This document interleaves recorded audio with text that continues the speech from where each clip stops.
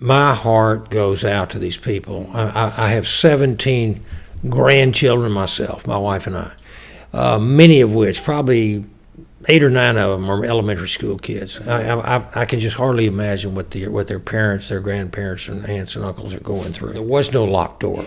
We were told that he was confronted by a school resource officer. That didn't happen. It took a long time for the police to get into the building. Well, how long does it take before we know that a school resource officer is great, but you got to have enough of them there, and you got to have some armed faculty members. You've got to have people that know what they're doing, how to handle a gun. There are plenty of those types of people around: retired police officers, retired military individuals. And these are the things that have to happen. We have to protect these little kids. But the absolute last thing we need to do is to start disarming law-abiding American citizens. The Second Amendment was not put in there by accident or just on a whim. It's there for a reason, and that is for self-defense, to defend our rights and our liberties, and protect ourselves against a tyrannical government. We know that is why that Second Amendment is in there. Yeah. And the Democrats, their knee-jerk reaction is always to go after our legal rights of owning and bearing arms.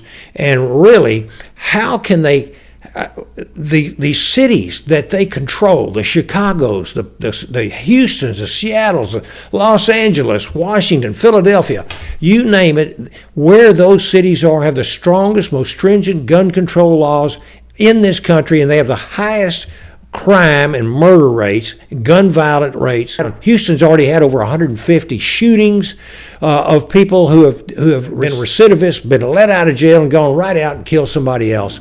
It's incredible. I wouldn't be comfortable with anything that the Democratic Party wants to come up with in terms of new gun control laws. We don't need more gun control.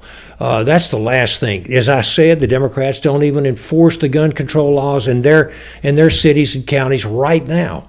I am absolutely in favor of having some mental health grants and funds to go towards that. 80% of these mass shooters, these potential killers, 80% of them will have what they call leakage and come out and tell people, either by word of mouth or by deeds. Some of them kill animals and just enjoy that. And we saw that in this case. We saw that in this case. The man came out and said, "I'm going to shoot my grandmother," and he did. He said, "I'm going to go shoot the school up," and he did. Now, you drafted legislation to this effect, and it did not get passed. And would you be willing to put forward something like that this time? I definitely would. We're in the process of talking about that now.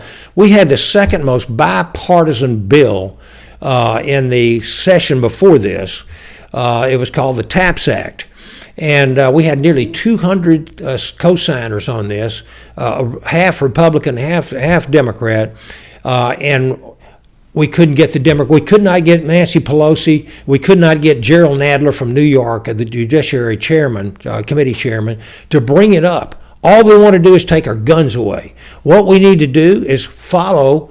If someone is leaking that they're going to do something bad, they threaten someone, we have to have an intervention. We need to find out if that individual can potentially carry out that threat.